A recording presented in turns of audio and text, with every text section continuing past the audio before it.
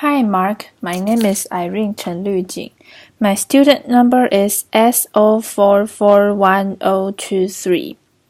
The title of the speech is Memory Banda, a warrior's cry against child marriage. I'm a freshman at NCUE. I'll begin today by sharing a poem written by my friend from Malawi, Ellen Perry. Ellen is only 13 years old, but when we were going through the collection of poetry that we wrote, I found her poem so interesting, so motivating, so I'll read it to you. She entitled her poem, I'll Marry When I Want. Laughter. I'll marry when I want. My mother can't force me to marry. My father can't force me to marry. My uncle, my aunt, my brother or sister cannot force me to marry. No one in the world can force me to marry. I'll marry when I want, even if you beat me, even if you chase me away, even if you do anything bad to me. I'll marry when I want. I'll marry when I want, but not before I'm well educated, and not before I'm all grown up. I'll marry when I want. This poem might seem odd, written by a 13-year-old girl, but where I and Ellen come from, this poem, which I have just read to you, is a warrior's cry. I am from Malawi. Malawi is one of the poorest countries, very poor, where gender equality is questionable.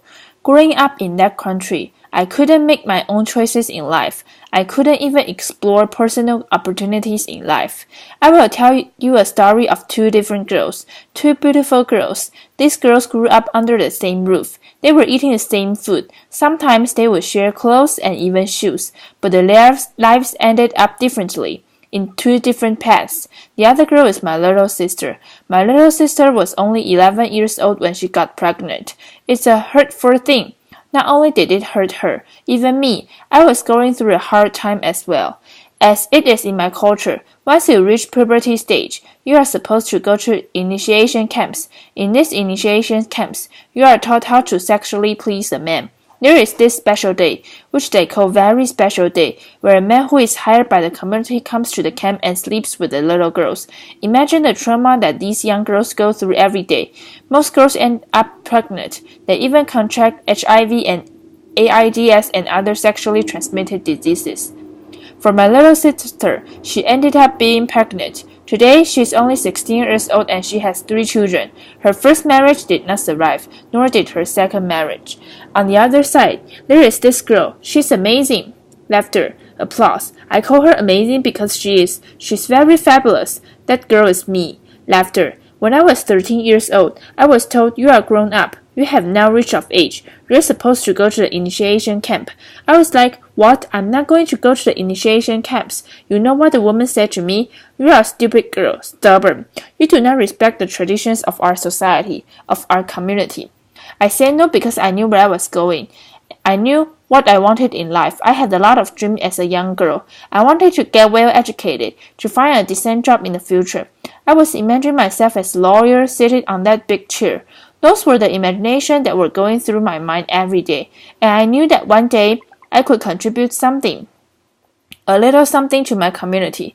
But every day after refusing, women would tell me, look at you, you're all grown up, your little sister has a baby. What about you? That was the music that I was hearing every day, and that is the music that girls hear every day when they don't do something that the community needs them to do.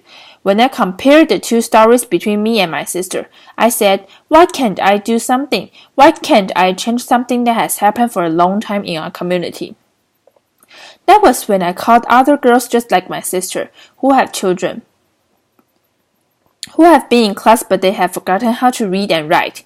I said, come on, we can remind each other how to read and write again, how to hold a pen, how to read, to hold a book. It was a great time I had with them.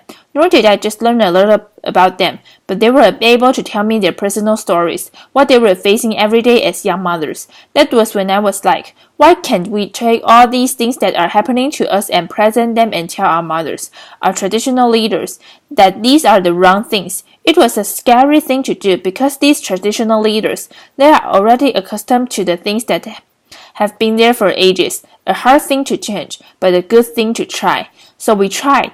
It was very hard, but we pushed, and I'm here to say that in my community, it was the first community after girls pushed so hard to a traditional leader, and our leader stood up for us and said no girls have to be married before the age of 18.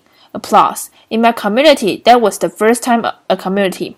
They had to call the bylaws the first bylaw that protected girls in our community. We did not stop there. We forged ahead. We were determined to fight for girls not just in my community, but even in other communities. When the child marriage bill was being presented in February, we were there at the Parliament House every day. When the members of Parliament were entering, we were telling them, "Would you please support the bill?" And we don't have much technology like here, but we have our small phones. So we said, "Why can't we get their numbers and text them?" So we did that. It was a good thing. Applause. So when the bill passed, we text them back, "Thank you for supporting the bill." Laughter. And when the bill was signed by the president, making it into law, it was a plus. Now, in Malawi, 18 is the legal marriage age, from 15 to 18. Applause. It's a good thing to know that the bill passed, but let me tell you this. There are countries where 18 is the legal marriage age, but don't we hear cries of women and girls every day? Every day, girls' lives are being wasted away. This is high time for leaders to honor their commitment. In honoring this commitment, it means keeping girls' issues at heart every time. We don't have to be subjected as second, but they have to know that women, as we are in this room, we are not just women, we are not just girls, we are extraordinary, we can do more. And another thing for Malawi, and not just Malawi but other countries, the laws which are there. You know how a law is not a law until it is enforced? The law which has just recently passed and the laws that in other countries have been there. They need to be publicized at the local level, at the community level, where girls' issues are very striking. Girls face issues, different issues, at the community level every day. So if these young girls know that there are laws that protect them, they will be able to stand up and defend themselves because they will know that there is a law that protects them. And another thing I would say is that girls' voices and women's voices are beautiful. They are there, but we cannot do this alone. Male advocates, they have to jump in, to step in and work together.